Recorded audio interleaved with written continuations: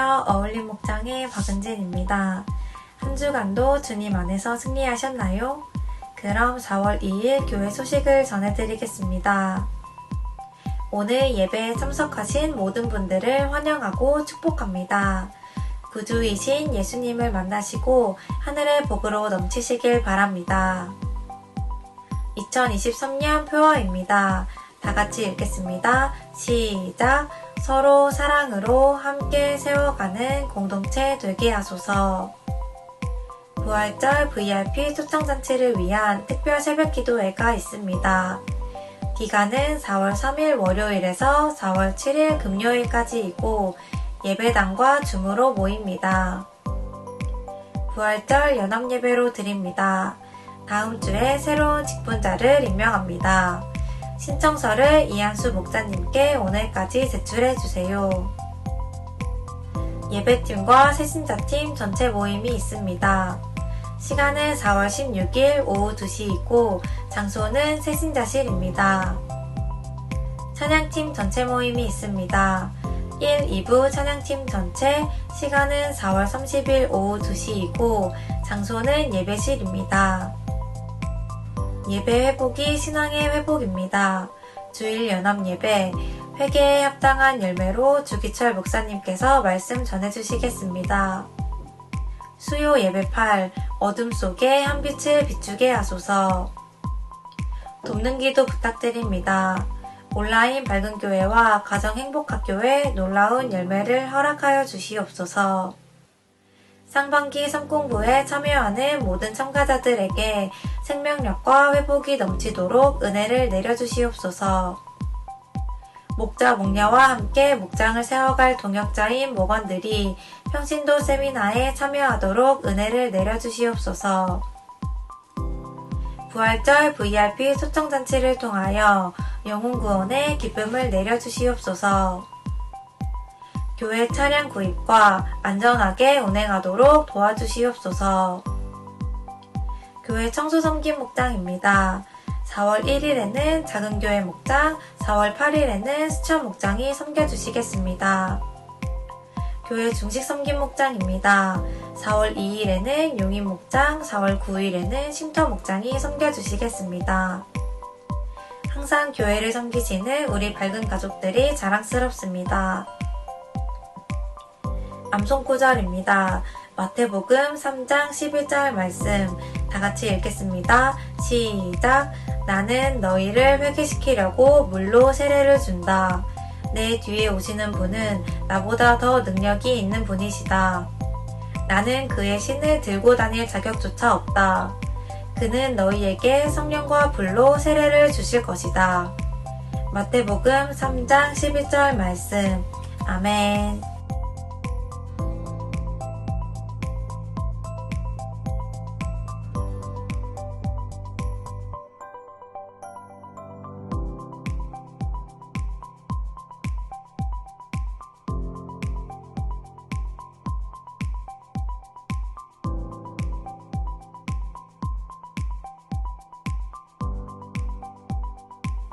이번 한 주간도 주님 안에서 승리하세요. 감사합니다.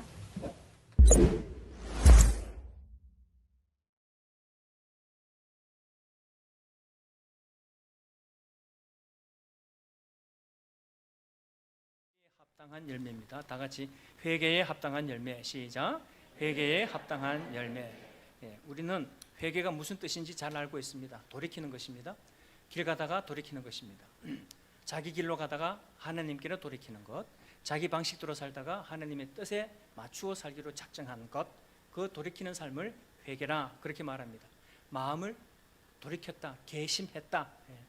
그리고 합당한, 오늘 본문에 합당하다는 말은 어울린다 이런 뜻이 있어요. 어울린다, 또 해당되는, 해당된다, 회개에 해당되는 열매, 회개에 어울리는 열매, 그런 제목의 뜻이 있습니다.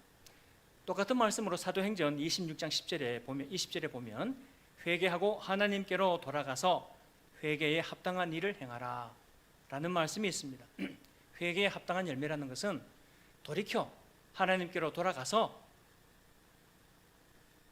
회개에 합당한 일을 하는 것, 이것이 회개에 합당한 열매라고 말할 수 있을 것입니다. 이런 삶의 모습이야말로 진정 구원받은 자의 삶의 모습일 것입니다. 그런데 오늘 본문의 11절 보면요, 이런 말씀이 나와요.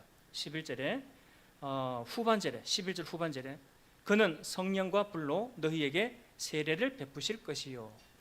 오늘 말씀은 세례 요한에 관한 말씀이에요. 세례 요한이 이렇게 말했습니다. 회개하라 천국이 가까웠다.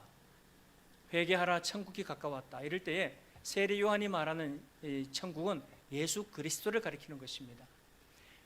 회개하라, 돌이켜라. 전통에 찌들어 있는 삶, 거짓된 삶, 자기 고집, 자기 가치관 쏠려서 살지 말고 돌이켜라. 하나님께로 돌아와라. 그리고 하나님의 일을 하라. 이것이 회개에 합당한 열매인데, 오늘 말씀에 보면 세례 요한이 누구를 두고 하는 말씀인가를 알 수 있어요. 세례 요한은 회개하라 천국이 가까웠다라고 말할 때 예수님을 가리킨 거예요. 회개해라, 예수님이 오셨다.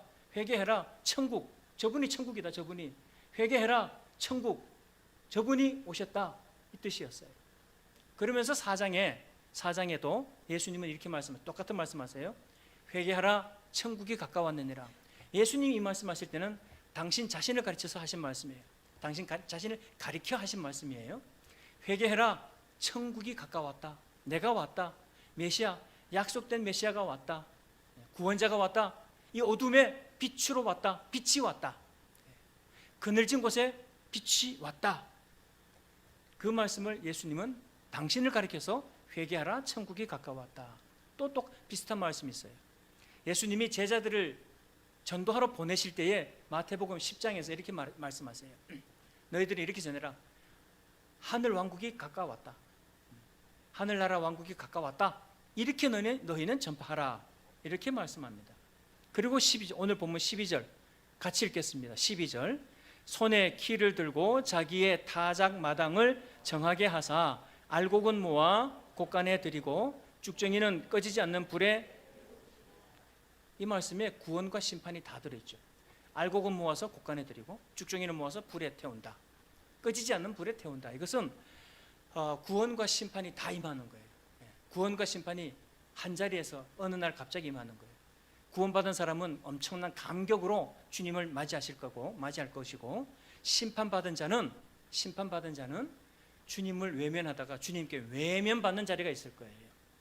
주님을 그렇게 외면하다가 평생 살 동안에 주님을 만나볼 수 있는 기회가 그렇게 많았는데, 평생 살 동안에 요즘 수명이 얼마나 길어요? 120세까지 뭐 살 수도 있겠다라고 하는 그냥 그렇게 의욕에 불타는 사람들 많아요. 어쨌든 그냥 120을 살든 뭐 12살을 살든 어쨌든 그 짧지 않은 그 시간 세월 동안 예수님을 만날 수 있는 기회는 얼마든지 있었는데, 예수님을 외면하면 예수님이 외면하는 자리에 들어가는 거예요. 선택을 받든지 버림받든지 둘 중에 하나만 있는 것입니다. 바로 오늘 이 말씀은 회개에 합당한 열매를 어디에서 찾아볼 것인가? 저는 한 군데 좀 더 찾아보고 싶은 것이 있는데요. 씨 뿌리는 비유에서 좋은 땅이 나와요. 돌짝밭이 나오고 가시밭길이 나와요. 길가가 나오고요. 여러분, 땅을 가만히 두면 좋은 땅 됩니까? 가만히 두면 좋은 땅 돼요? 아니에요. 땅은 저절로 좋은 땅 되는 법이 없습니다. 농부가 수고를 해야 돼요. 농부가 수고를 해야 되고, 그러면 논밭을 갈았습니다. 그럼 거기에서 농사물이 나나요? 아니요. 똑같아요. 농부가 수고해야 돼요. 씨 뿌리고 가꾸어야 소출이 생기는 것입니다. 여러분, 우리가 열매로 하나님께 드려지는 인생이 된다는 것은 성령님의 수고가 엄청나다는 사실을 알아야 됩니다. 내 안에 오신 성령님, 말로 다 할 수 없는 탄식으로 통곡하시는 성령님, 그래서 내가 죄가 무엇인지를 깨닫고 내가 죄인 걸 깨닫고 회개하고 돌이켜 주의 말씀에 귀 기울이는 자로 드디어 살게 되었고, 그분의 말씀에 드문드문 서툴게나마 시작하던 그 일이 제법 열매 맺는 삶으로 자라가고 있는 그런 인생으로 살아가고 있는 것입니다. 여러분, 땅은 저절로 좋은 땅이 안 돼요. 농부가 수고를 해요. 내 안에 찾아와 주신 성령님께서 내 안에 쓴 뿌리를 다 뽑아버리는 거예요. 이것은 가나안 정복 전쟁과 똑같은 것입니다. 하나님이 모세를 앞세워서 가나안으로 들어가라. 그 땅에 7 족속이 있다. 다 물리쳐라. 그곳에 젖과 기름이 흐르는 땅, 그곳에 나의 왕국을 세우겠다. 이 말씀을 하셨는데 들어가서 7 족속을 다 물리치지를 못해요. 여호수아는 실패를 했어요. 타협을 하고 말았어요. 그래서 지금까지 팔레스타인이 지금도 남아 있어요. 가나안 땅. 여러분, 회개하고 합당한 열매를 맺는 일은 성령님이 하시는 거예요. 자, 주제는 회개에 합당한 열매는 성령이 맺으신다. 시작. 회개에 합당한 열매는 성령님이 맺으신다. 땅이 저절로 좋은 땅 안 됩니다. 그 땅에 소출이 저절로 생기지는 않습니다. 농부가 경작하는 것입니다. 농부가 경작하는 수고가 있어야 좋은 땅도 되고 소출이 생기는데, 그 농부가 경작하는 것, 내 안에 계시는 성령님께서 바로 내 인생을 그렇게 경작하는 것입니다. 오늘 우리가 봤던 말씀은 마태복음 3장이지만 제가 1장을 조금 더 소급해서 생각하고 싶은 것이 있어요. 마태복음 1장에는 그 유명한, 우리가 참 잘 아는 아브라함과 다윗의 자손 예수 그리스도의 계보라 그래. 예수 그리스도의 족보가 나오는데 여기에 여자 이름이 나와요. 여자 이름이 나오는데 불륜도 있습니다. 이 관계에 예수님의 족보에 불륜도 있어요. 대표적인 예가 다윗은 우리아의 아내 바세바에게서 솔로몬을 낳았다라는 말씀이 나와요. 아니, 지 마누라에게서 누구를 낳았다 이래야 되는데 우리아의 아내 바세바에게서 솔로몬을 낳았다. 솔로몬을 낳은 그 역사적인 배경이 그렇게 나와요. 그러니까 참 이 복음이 조선 시대에 들어올 때는 유교철학으로 가득한 이 땅에서 이 천하의 상놈들, 이 종자들, 그런 욕을 사실 들었던 그 내용 중에 하나예요. 자, 여러분, 다윗은 자기 자신이 엄청난 죄인이라는 걸 알아요. 죄를 짓고 숨은 것이 아니라 하나님께 나온 사람이에요. 죄를 짓고 도망친 사람이 아니라 하나님께 긍휼을 구하는 사람이에요. 긍휼을, 주님, 저는 주님의 긍휼이 아니면 저는 죽습니다. 주님, 저는 주님의 긍휼이 아니면 저는 망합니다. 주님, 저는 주님의 긍휼이 아니면 지옥밖에 없습니다. 좋은 땅은 그거예요. 좋은 땅이 뭐냐? 주님께 긍휼을 구하는 사람, 주님께 긍휼을 구하는 마음, 그 마음이 좋은 땅이에요. 그 마음을 누가 불러일으키느냐? 내 안에서 내 마음을 경작하셔서 그 마음을 주신 분, 성령님께서 주님께 긍휼을 구하는 사람으로 살게 하신 거예요. 그래서 회개에 합당한 열매는 성령이 맺으신다입니다. 여러분, 성령님이 회개에 합당한 열매를 맺으실 때 어떠한 모습일까? 어떠한 모습일까? 마태복음 5장을 가볼까요? 마태복음 5장 한 장만 넘겨도 돼요. 마태복음 5장에는 유명한 팔복이 나옵니다. 팔복. 마태복음 5장 1절로 12절까지는 팔복이 나오는데요, 여기서 앞에 4가지 복, 뒤에 4가지 복, 좀 나누어서 생각해 볼게요. 성령님이 우리 안에서 열매를 맺는 과정 중에 어떠한 일이 일어나는가? 첫째, 우리가 그것을 기대한다면 이렇게 해야 돼요. 첫째, 주님께 구합니다. 시작. 주님께 구합니다. 내가 회개에 합당한 열매를 맺고 싶다면, 소망한다면, 하나님이 주신 내 선한 양심이 바로 그것을 목표한다면 주님께 구해야 돼요. 나에게는 그런 능력이 없어요. 자, 하나님이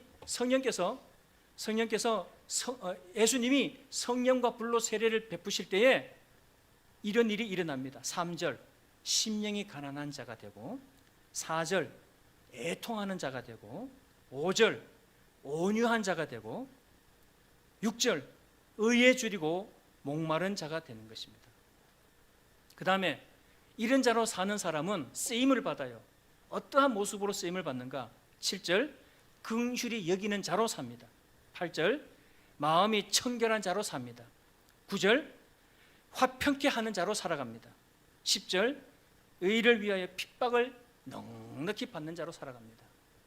팔복에서 주님께 회개에 합당한 열매를 구하는 자, 바로 그 과정에서 팔복을 두고 한번 생각해 보겠습니다. 그 첫 번째가 주님께 구하는 것입니다.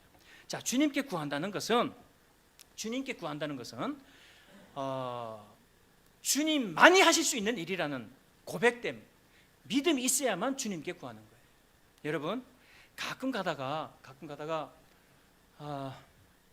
참 재밌는 이야기를 들었는데요.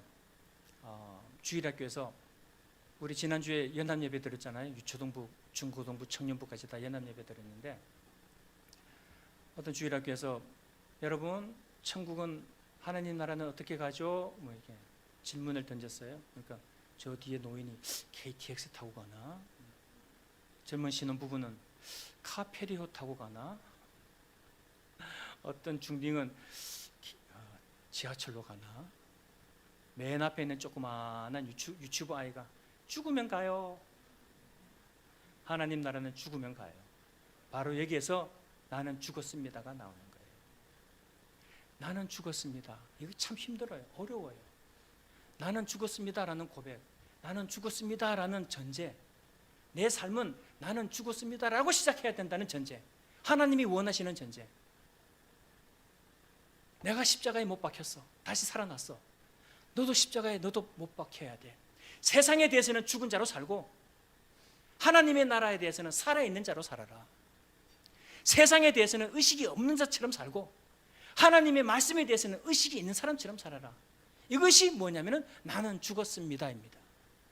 나는 죽었습니다. 이 나는 죽었습니다가 되지 않으면 제가 주인이 아니고 예수님이 저의 주인이십니다로 넘어갈 수가 없어요. 그 다음 단계로 넘어가지가 않아요. 예수님이 주인 되는 삶으로 살아갈 수가 없어요. 내가 죽어야 돼요. 이 세상에 아무리 찝쩍거려도 죽었어요. 반응이 없어야 돼요. 그런데 우리는 반응을 참 잘해요. 찌르기도 전에 싹 피하고 그냥 돌려차기로 갑니다.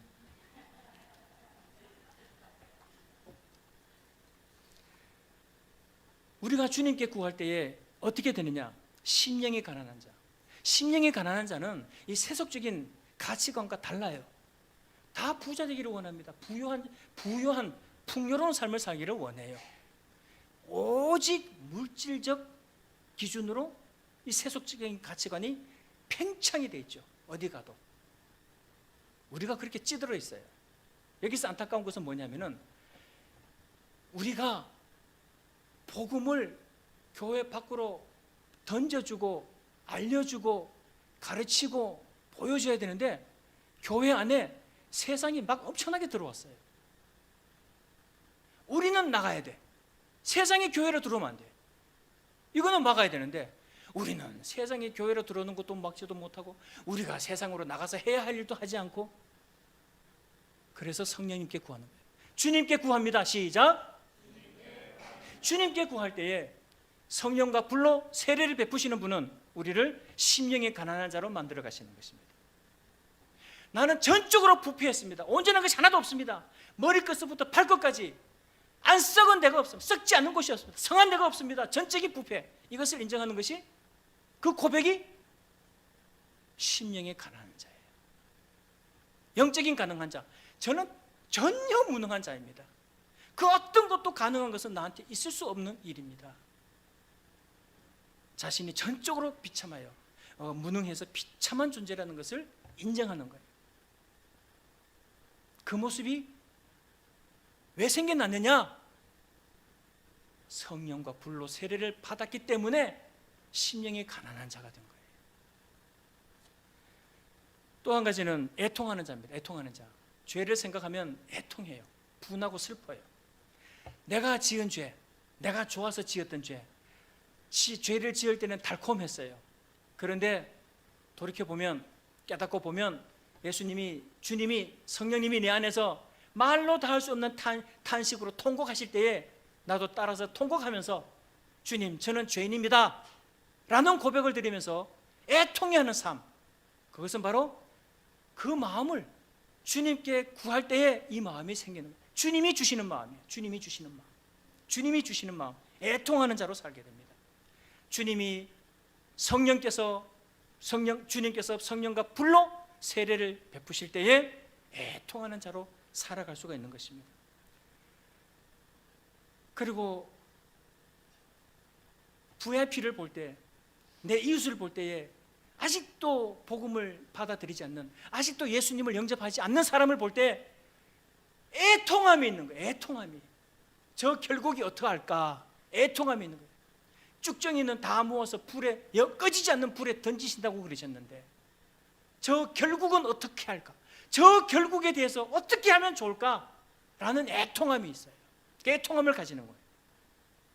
그 다음 네 번째는 의에 줄이고 목마른 자. 의에 줄이고 목마른 자. 심령이 가난하다고 할 때 뭐가 없냐? 뭐가 가난한데? 저한테는 의가 없어요. 의가 없어요. 의가 없는 가난이에요. 의를 행할 줄을 몰라요. 의를 생각할 줄도 몰라요. 죄만 생각해요. 죄 짓는 데는 빨라요. 죄 짓는 데는 습관이 되었어요. 죄에서 돌이킬 때는 엄청나게 노력을 해야 돼요. 의를 행할 때는 무지무지하게 그냥 자기를 쳐서 막 복종시켜야 겨우 요만큼 의를 좀 행해요. 요만큼 겨우 흉내라도 낼 수 있어요. 그만큼 가난한 사람이에요. 의에 줄이고 목말라 있어요. 하나님, 의에 줄이고 목말라 있습니다. 이 세상에 누구가 의롭다기에, 누구가 의롭길래 제가 어디에 가서 의를 구할 수 있단 말입니까? 오직 주님께만 의를 구할 수 있습니다. 의로우신 주님, 공의로우신 주님, 거룩하신 주님, 제가 의를 갈급합니다. 주님의 의를 내 안에 부어 주시옵소서. 의에 줄이고 목말라는 거예요. 하나님과의 관계에서 생각할 수 있는 문제예요. 주님께 구할 때에 팔복 중에 이 네 가지 복은 그런 대로 내가 자각 정도는 할 수 있어요. 가끔 우리가 통해 잡아가는 은혜가 있고, 가끔 회개하는 기도가 있고, 가끔 나는 답답한 놈이야 할 때가 있고, 가끔 애통해 할 때가 있고, 가끔 답답할 때가 있고, 지금 환경이 답답한 게 아니라 이 환경에서 어찌할 줄 모르는 나 자신에 대한 답답함이 있는 거죠. 그러니까 바로 이 마음은 누가 주셨는가? 성령과 불로 세례를 베푸셨을 때에 누릴 수 있는 마음, 변화된 마음. 이 주님께 구할 때 우리가 누리게 되는 마음이에요. 그 다음 두 번째는요, 이웃과 나눕니다. 시작. 이 네 가지 복을 받으면, 이 네 가지의 삶을 살게 되면 어떻게 되느냐? 이렇게 살아야 돼요. 이웃과 나눕니다라는 말은 이렇게 섬기겠습니다라는 뜻이에요. 이렇게 그들을 섬기겠습니다. 이렇게 그들을 가까이 하겠습니다. 이들을 그렇게 찾아가겠습니다. 7절 보십시오. 7절. 긍휼히 여기는 자. 내가 긍휼히 여기는 자로 살아갈 수 있다는 거예요. 그럴 줄 모르는 사람이에요. 저 사람이 망할 때 상대적인 이득을 기대하고 있었는데 긍휼히 여기는 자. 이웃에게 관심을 가지는 모습이에요. 긍휼히 여기는 자는, 긍휼히 여긴다라는 말은 이웃에 관심을 가지는 거예요. 누구에게 있는 모습이죠? 우리 예수님에게 있는 모습이에요. 우리 예수님은 나에게 긍휼히 여기셨어요. 예수님은 나를 긍휼히 여기셨어요. 나를 굉장히 불쌍히 여기셨어요. 제대로는 지옥이다. 애가 타서 견딜 수 없어요. 그래서 보자, 그 거룩한 휘황찬란한 자리를 박차고 사람으로 와서 죄인 사람을 대신해서 의인 사람으로서 내가 대신 죽겠다. 대속의 죽음을 죽어주신 거예요. 긍휼히 여기는 마음, 긍휼히 여기는 자. 이제 나도 드디어 성령과 불로 세례를 받으면 이웃에게 나눌 수 있어요. 주님의 긍휼함이 내게 와서 그 긍휼함을 이웃과 나누는 거예요. 그 긍휼함으로 이웃을 섬기는 거예요. 그 긍휼함으로 VIP를 섬기는 거죠. 긍휼히 여기는 자. 여러분, 팔복 중에 앞에 네 가지는 성령과 불로 세례를 받으면 이렇게 된다고, 이렇게 된 사람은 뒤에 네 가지 복, 이렇게 쓰임 받는다예요. 긍휼히 여기는 자로 쓰임 받는다. 두 번째는 마음이 청결한 자. 마음이 청결한 자. 이거는 마음이 청결한 자는 좀 무슨 뜻일까요? 이렇게 표현하면 좋겠어요. 구걸한다. 어디서? 십자가 앞에서. 내가 십자가 앞에서 구걸하는 거예요. 긍휼히 여겨 주시옵소서. 불쌍히 여겨 주시옵소서. 저는 참으로 헛된 자입니다. 미련한 자입니다. 악독한 자입니다. 정직하기를 원합니다. 신실하기를 원합니다. 이것을 구하는 거예요. 그 구하는 것이 마음이 청결한 자의 삶이에요. 마음이 청결한 자의 삶. 이 마음이 청결한 자의 삶은 영향력도 커요. 저 사람 참 착해. 저 사람 난 참 좋아. 난 저 사람 참 가까이 하고 싶어. 이런 이미지를 줄 수 있는 사람으로서의 삶이 드디어 되어간다. 이것이 마음이 청결한 자의 삶인 것입니다. 그 다음 세 번째는요, 이웃과 나눌 때 이런 사람으로 나누어요. 화평케 하는 사람으로 나누어요. 화평케 하는 자. 목장에서 연합으로 화평케 하는 경우가 많죠. 목장에서 부부 싸움을 하는데 이렇게 방관자, 구경꾼 같지만 거기에서 화평한 사건이 일어나죠. 없었어요? 네. 저희 집에는 자주 있어요. 자주 있다는 것은 불화도 많았다 이런 뜻이에요. 그것만 본받지 않으면 됩니다. 네. 화평케 하는 자가 되어야 한다. 분란을 일으키지 않는다. 갈등이 해소될 때까지 수고한다. 아픔이 해결될 때까지 섬긴다. 그 마음이 치유될 때까지 기도한다. 그가 어떻게 위로받을 때까지, 흡족한 마음이 들 때까지, 얼굴에 미소가 생길 때까지 섬긴다. 이게 화평케 하는 자예요. 그 다음 네 번째는요, 의를 위하여 핍박을 받는 자입니다. 그 수고를 하는데 되게 억울해. 몰라줘. 안 알아줘. 내가 난 너한테 그런 거 원한 적도 없어. 그러면서 알아주지도 않아. 그런 점에서는 사실은 억울해할 것도 없지만, 그러나 우리는 이웃과 나누어야 되는 사명이 있어요. 하나님을 사랑하고 이웃을 사랑해라 그러셨으니까 이웃을 사랑해야 되는데 어디까지 사랑하느냐? 핍박을 받을지라도 사랑해야 돼. 핍박을 당하는 일이 생길지라도 섬겨야 돼. 진짜. 주님은 하실 수 있어서 하셨어. 나는 못해. 그래서 주님께 구하는 거예요. 성령과 불로 세례를 받은 자만이 화평케 하는 자로 살아갈 수 있어요. 의를 위하여 핍박을 받는 자로 살아갈 수가 있는 거죠. 세상에서 핍박을 받는 것을 이제는 우리가 워낙 많이 들어서 이제는 각오해요. 핍박을 딱 받을 때 속에서 막 뜨거운 게 올라오다가도 참자. 그냥 여기 나올 뻔했는데 그냥 혀를 깨물고 참자. 그러고 그러면서 그래, 이 모습은 하나님이 지금 굉장히 우리 주님이 나를 기뻐하시는 모습이야. 야, 너 많이 나 닮아간다? 반기는 모습. 주님 감사합니다. 내가 참을 수 있다니, 견딜 수 있다니, 여기까지 가는 것. 바로 이 모습으로 계속 살면서 이웃과 나누는 삶을 드디어 성공할 수 있게 되는 것입니다. 여러분, 저는 며칠 전에 그 카톡에서 친구의 안타까운 소식을 좀 들었어요. 물론 동창이니까 저하고 동갑이죠. 죽었어요. 심정지로 죽었어요. 인상도 참 좋은 친구였고 공부도 잘했어요. 그리고 세상적으로는 부족할 것 없이 그런 대로 성공한 삶 살았어요. 그런데 어느 날 갑자기 심정지로 죽었다라는 소식이 카톡에 딱 뜬 거예요. 그러면서 친구들이 막 댓글을 달아. 하늘에서 평안히 지내게. 이를 웃기고 있네. 누구 마음대로 하늘 날아가요? 우리 집 바로 앞집도 마음대로 못 가요. 우리 집 1층에 보면요, 창밖에 주차장 할 때마다 창밖에서 보면요, 베란다 유리창까지 참 잘 갖고 놨어요. 아주 멋진 커튼으로 잘 들어요. 야, 제 집에 한번 들어가 보자. 왜 들어오셨어요? 집이 이뻐서 한번 보려고요. 뒤지려고 작정한 거지. 여러분, 바로 앞집 보고 싶은 집도 자기 마음대로 못 들어가요. 그런데 남의 나라를 어떻게 가요? 비자 받아야 가지. 이제 무비자로 가던데 비자 협정이 비자예요. 비자 협정이. 비자 협정이 비자 받은 거예요. 비자 협정 맺은 나라는 그냥 무비자라고 해요. 단기 무비자 뭐 한 3개월 정도까지. 근데 비자 협정이 있어도 NO 하는 사람이 있어요. 개인적으로. 요놈 자식 봐라. 이거 마약 하던 사람이네. 무비자 협정 국가이지만 대한민국 국가로서 갈 수 있는 나라지만 거기서 NO 해요. 갔다가 돌아와야 돼. 안 돼. 공항에서 다시 되돌아와야 돼. 입국 못 해요.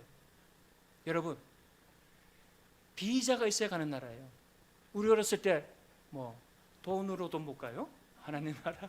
어여뽀도 못 가요? 하나님 나라. 지식으로 못 가요? 하나님 나라. 벼슬로도 못 가요? 하나님 나라. 오직 믿음으로 가는 나라, 하나님 나라. 오직 믿음. 이 믿음이 비자예요. 하나님 나라를 가는 비자는 믿음이에요. 믿음. 이 믿음은 성령과 불로 세례를 받은 자가 가지는 믿음이에요. 그런데 우리들의 VIP를 좀 돌아보십시다. 어떠한 상황이지? 아마 여러분들이 섬기시는 상대들은 다 형편과 처지가 다 다를 것입니다. 그러나 주님이 필요해요. 그분, 내가 섬기는 그 이웃들은 뭐 그냥 그 고통의 깊이와 뭐 그늘의 짙음이 다 달라요. 우리의 기도가 필요해요. 주님의 도우심이 필요해요. 뭔가 뭐 틀림없는 획기적인 개선책이 필요해요. 안 그러면은 그냥 고통당하다가 어떻게 될지 모르는 인생들일 수도 있어요. 이대로 살면 지옥인데 제대로는 안 되는데 그 안타까움을 가지는 마음, 주님께 구하는 자가 가지는 마음, 성령과 불로 세례받은 자가 가지는 마음, 예수님께서 내 안에 성령님을 보내셔서 말로 다 할 수 없는 탄식으로 통곡하시는 그 성령님의 음성을 듣는 중에 나도 닮아가는 거예요. 그래, 저분을 생각하면 눈물이 저절로 나와. 기도하면서 섬기고, 눈물로 섬기고, 애통함으로 섬기고, 간절함으로 섬기고, 이렇게 해서 우리들의 이 마음, 회개에 합당한 열매가 부활절 VIP 초청에서 풍성하기를 소원합니다. 우리가 부활절 VIP 초청 예배에 아직 한 주가 남았는데 우리가 최선을 다할 자세는 팔복에서 마음이 가난한 자, 심령이 가난한 자, 애통하는 자, 답답해하는 자, 마음이 청결한 자, 이러한 모습으로 쓰임 받을 때에 우리들에게 하나님은 열매를 맺으실 것을 확신합니다. 땅은 저절로 좋은 땅 되지 않습니다. 농부가 경작하는 수고를 거쳐야 합니다. 우리 주님께서 그 마음을 만져주시면, 그들의 마음을 만져주시면, 하나님은 우리들에게 가장 온유한 주님으로 오셨는데, 나를 만나 주실 때 가장 온유한 모습으로 와주셨는데, 내가 연약할 때에, 그래서 죄인 되었을 때에, 그래서 원수 되었을 때에 나를 찾아와 주신 주님은 가장 온유한 원수 갚으러 오신 분으로 오신 것이 아니고 나를 불쌍히 여기시는, 나를 긍휼히 여기시는 그 모습, 그 사랑으로 나에게 찾아오신 예수님, 그분이 나를 만나 주셨고 내가 이제는 그런 모습으로 이웃들을 만나줘야 되는 거예요. 그 수고를 해줘야 되는 거예요. 나의 수고로 좋은 바 되지는 않아요. 나의 수고를 통해서 하나님이 역사하시는 거죠. 내가 땀 흘린다고, 내가 눈물 흘린다고, 내가 어쩌다 피 한 방울 흘렸다고 해서 좋은 땅 되지는 않아요. 오직 성령님만이 하시는 거예요. 오직 주님만이 하실 수 있어요. 좋은 땅. 좋은 땅이 뭐라고요? 긍휼을 원하는 마음이에요. 드디어 그가 그 VIP가 나 이웃이 드디어 주님 앞에 주님 긍휼을 구합니다. 주님의 긍휼이 아니면 제가 살 수 없다는 것을 드디어 깨달았습니다 라는 그날, 그 감격을 공유할 수 있는 그날 우리가 다 누릴 수 있기를 간절히 소원합니다. 다 같이 시간